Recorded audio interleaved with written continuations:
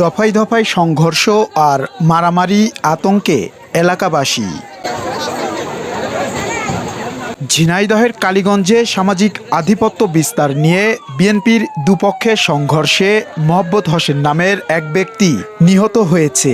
এতে আহত হয়েছে আরও 4 জন। রোববার সকালে উপজেলার নাকোবাড়িয়া গ্রামে এ ঘটনা ঘটে।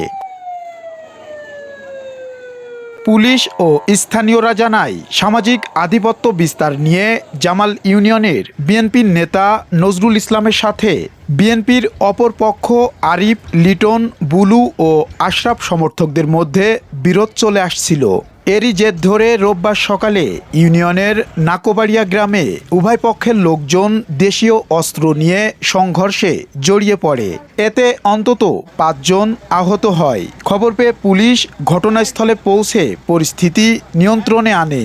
আহতদের উদ্ধার করে কালীগঞ্জ উপজেলা স্বাস্থ্য কমপ্লেক্সে ভর্তি করা হলে তাদের মধ্যে মোহাম্মদ হোসেনকে মৃত ঘোষণা করে চিকিৎসক। এ ঘটনায় কালীগঞ্জ থানার ওসি শহীদুল হাওলাদার জানান, পরিস্থিতি নিয়ন্ত্রণে পুলিশ কাজ করছে।